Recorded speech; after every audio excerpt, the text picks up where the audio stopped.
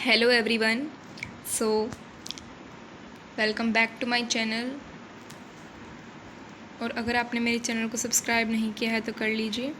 तो आज हम करने वाले हैं इकोनॉमिक्स का यूनिट 2 पीपल एज रिसोर्स के क्वेश्चन आंसर्स। तो इस चैप्टर में टोटल 15 क्वेश्चन आंसर्स हैं और हम वो सारे इसी वीडियो में कंप्लीट करेंगे, इसी वीडियो में कवर करेंगे। तो आइए स्टार्ट करते हैं।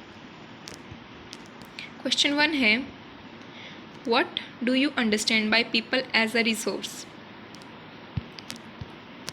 तो इसका आंसर है, people can make the best use of nature to create more resources when they have the knowledge, skill, and technology to do so. This is why human beings are considered a resource. It is the abilities of human beings which help in transferring a physical material into a valuable resource. मतलब जो हमारी skill होती है उन्हीं से हम काम कर पाते हैं। जैसे कि किसी पेड़ की लकड़ी को काट कर किसी का बेंच बना देना, वो ह्यूमन स्किल के कारण ही ऐसा हो पाता है। हम उसको किसी वैल्यूएबल रिसोर्स में बदल पाते हैं। People as a resource is a way of referring to a country's working people in terms of their existing productive skills and abilities. People as a resource एक टर्म है जिससे हम रेफ़र करते हैं कंट्री के वर्किंग पीपल और उनकी productive skills, उनकी मतलब जो उनकी स्किल है काम करने की, उनकी एबिलिटी है, उनकी योग्यताएं हैं, उनको रेफ़र करने के लिए, उनका एक टर्म देने के लिए। The idea of people as a resource is linked to the concept of human capital, that is the stock of skill and productive knowledge embodied in a population. Any production of goods and services requires the presence of 4 factors of production, namely land, labor, physical capital and human capital. तो इसमें 4 factors होते हैं production के। क्या होते हैं? Land, labour, physical capital और human. The knowledge and enterprise provided by the human capital puts together the other 3 factors to produce an output. Population becomes an asset instead of a liabilities when investments are made in form of education, training and medical care. तो population है, जनसंख्या है, वो asset यानी पूंजी कब बन जाती है? जब हम इन्वेस्टमेंट करते हैं एजुकेशन पे, ट्रेनिंग पे और मेडिकल केयर पे, और वो एक लाइबिलिटी यानी एक डिपेंडेंट पॉपुलेशन नहीं रहती। तो ये क्वेश्चन थोड़ा सा बड़ा था, तो ये 5 नंबर में आ सकता है। तो ये थोड़ा सा इम्पोर्टेंट क्वेश्चन है, तो आप इस पर इम्पोर्टेंट मार्क कर सकते हैं। तो सेकंड क्वेश्चन है, how is human resource different from other resources like land and physical capital. So human resource कैसे अलग है लैंड और फिजिकल कैपिटल से? तो आंसर है, human resource makes the use of other resources like land and physical capital to produce an output. The other resources cannot become useful on their own. This is the reason why human resource is considered to be superior to the other resources. तो मतलब इसका ये है simple शब्दों में कि अगर इंसान नहीं होते तो इनका कौन यूज़ करता? इन्हीं हम इंसान हैं, इनका यूज़ कर रहे हैं, तभी एक रिसोर्स बन पाए हैं।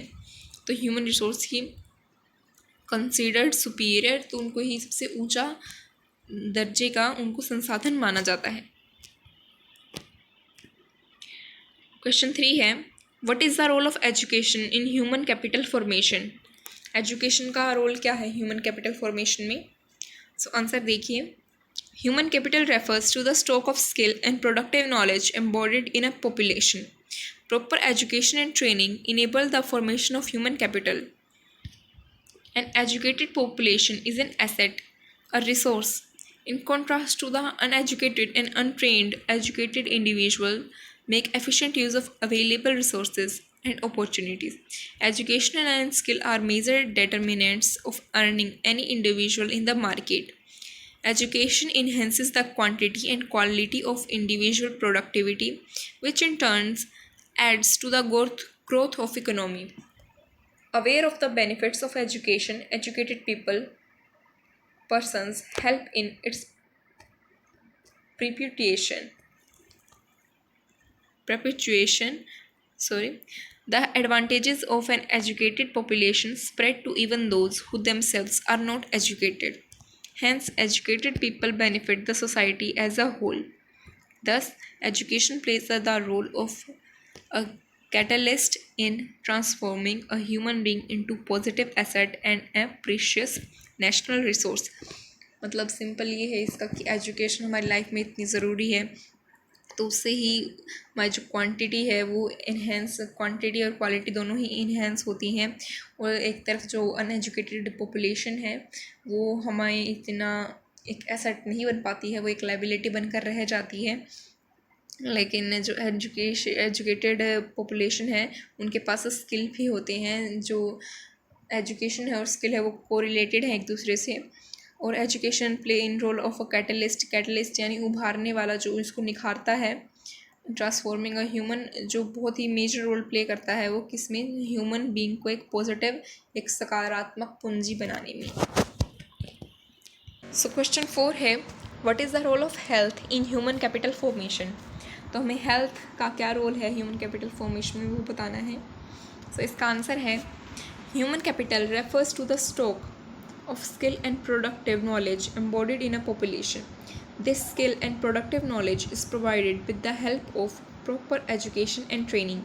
However, the benefits of education alone do not lead to the creation of human capitals. A human population which is educated but unhealthy cannot realize its potential. An unhealthy population is a liability and not an asset. Hence, health is an indispensable basis for realizing one's well-being. Simple है कि अगर हमारे पास education है लेकिन हम unhealthy हैं तो हमारी तब भी कोई, हम अपने आप को पूरी तरह से एसेट नहीं बना पाएंगे। उसके लिए हमारा हेल्दी होना भी ज़रूरी है।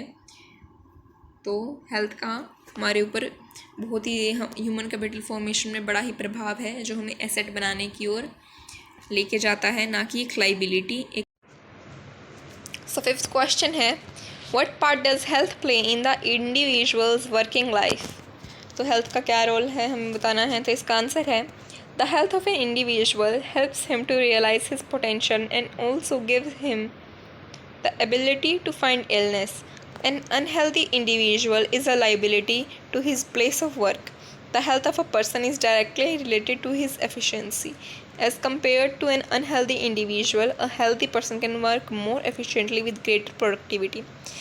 इसका अर्थ है कि जो हेल्दी व्यक्ति है वो एक, उसके अंदर एक अलग टाइप का उत्साह होता है और वो एक ग्रेटर प्रोडक्टिविटी के साथ वो काम कर सकता है और वो मोर एफिशिएंटली, बहुत ही ज़्यादा सुविधाजनक तरीके से वो काम कर सकता है, जो उसको एसेट बनाने की ओर लेके जाएगा, ना कि एक लाइबिलिटी।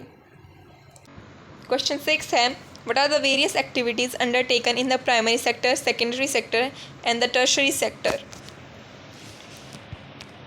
तो कौन कौन सी एक्टिविटीज़ होती हैं। तो primary sector comprises activities related to extraction and production of natural resources, agricultural, forestry, animal husbandry, fishing, poultry farming, mining and quarrying are the activities undertaken in this sector.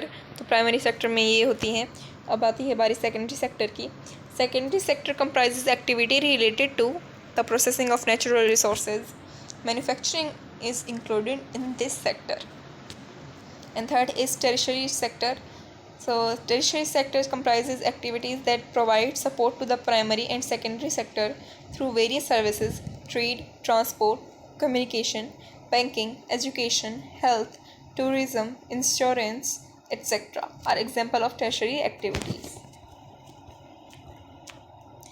Question 7 है, what is the difference between economic activities and non-economic activities?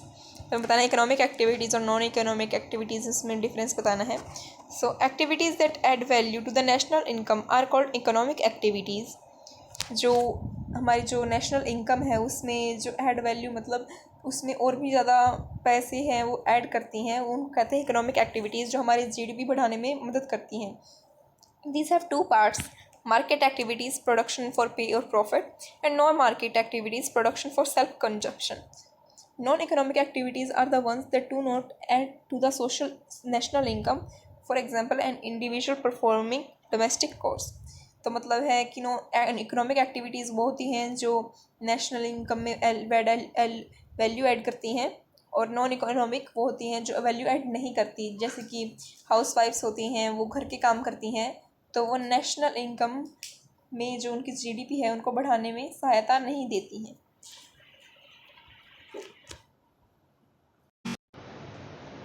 So question 8 है, why are women employed in low paid work. So women है जो वो कम आय वाले काम में क्यों employed हैं। तो इसका आंसर है, education and skill are the major determinants of the earning of an individual in the market. Due to gender discrimination, women are generally denied the education and the necessary skill to become worthy contributors to the national income. As a result, a majority of women have meager education and low skill formation. This is one of the reasons why they get paid less than men. Also, the perpetuation of gender prejudices, such as a woman cannot do as much physical work as a man, put women at a disadvantage. क्योंकि उनके पास है जो education की है वो कमी होती है, तो वो एक वर्दी एक कंट्रीब्यूटर नहीं बन पाती हैं नेशनल इनकम के लिए, तो उनको ये एक डिसएडवांटेज होती है। क्वेश्चन 9 है, how will you explain the term unemployment. Unemployment का मतलब क्या है।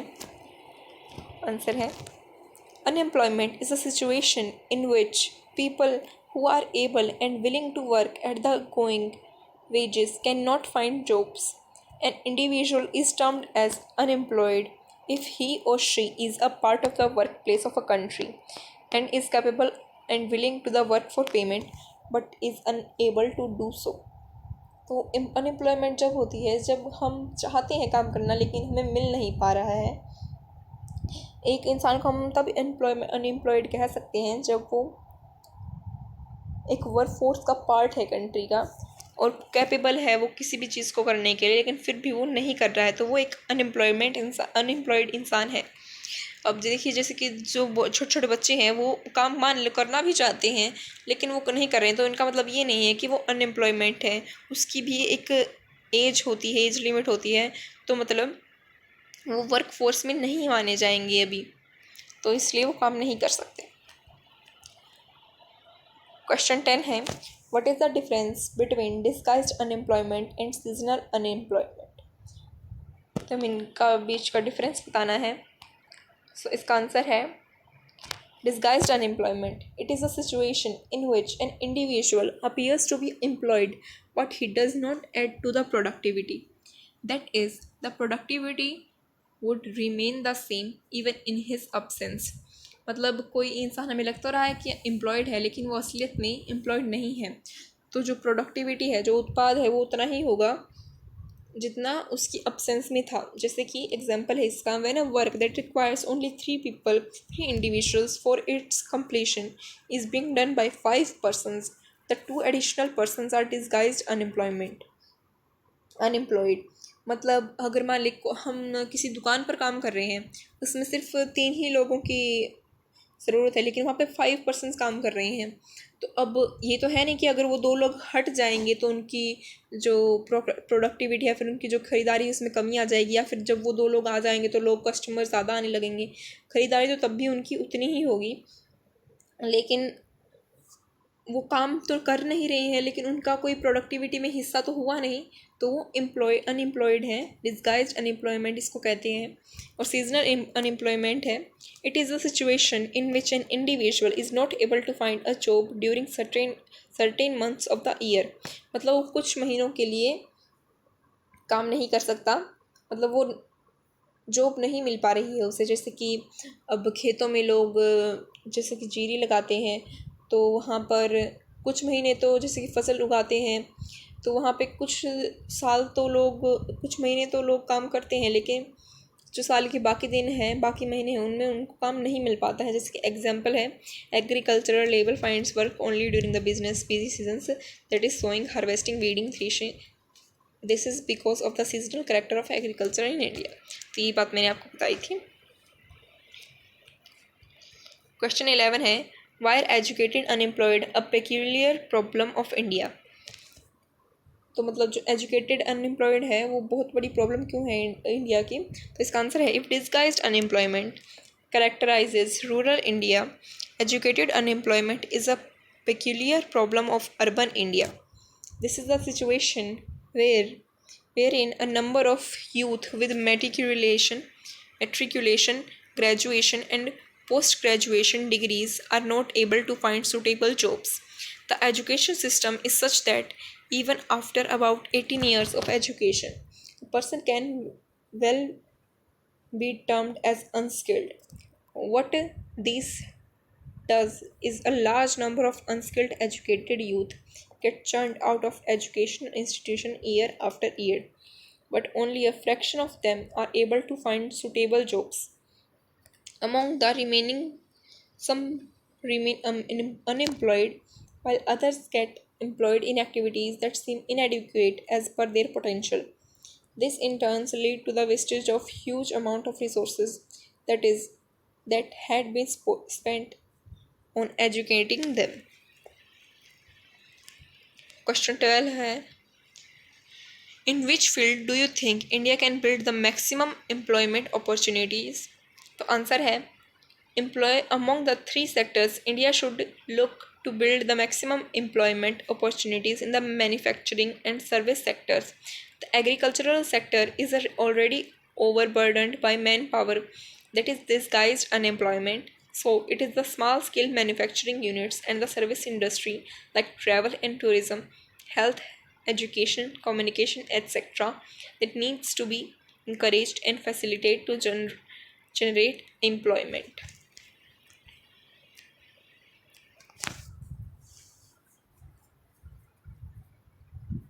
Question 13 है, can you suggest some measures in the education system to mitigate the problem of the educated unemployed? So इसका आंसर है, measures in the education system to mitigate the problem of educated unemployed. A. Make education at the secondary level more career oriented, which would endue individuals with not only education but also the requisite skills for gaining successful employment. B. Create a sort of screening processes whereby each individual chooses subjects that suit his or her abilities. C है, the introduction of newer subjects and fields of study at the school level should be accompanied by a growth of job opportunities in the sector that would employ the students electing to study such subjects. 13 question complete है. जो 14th question है वो notebook में करने का नहीं है, एक प्रैक्टिकली सोचने वाला क्वेश्चन है. उसमें है कि कैन यू इमेजिन, तो आपको लिखना है, वो लिखना नहीं है, मतलब आप वो सोच सकते हैं, तो वो इतना ज़रूरी नहीं है. क्वेश्चन 15 है, which capital would you consider the best land, labour, physical capital and human capital? Why? Answer है, human capital makes use of other resources like land, labor, and physical capital to produce an output. The other resources cannot become useful on their own. Hence, human capital may well be considered the best among all the resources. मतलब जो है human capital ही वो है, वो सबसे अच्छा संसाधन है, क्योंकि वही दूसरे जो रिसोर्सेज हैं उनका यूज़ कर सकता है. तो इसी के साथ हमारा ये पीपल एज रिसोर्सेज के सारे क्वेश्चंस कंप्लीट होते हैं. सो अगर आपने मेरे चैनल को सब्सक्राइब नहीं किया है तो कर लीजिए. तब तक के लिए बाय बाय.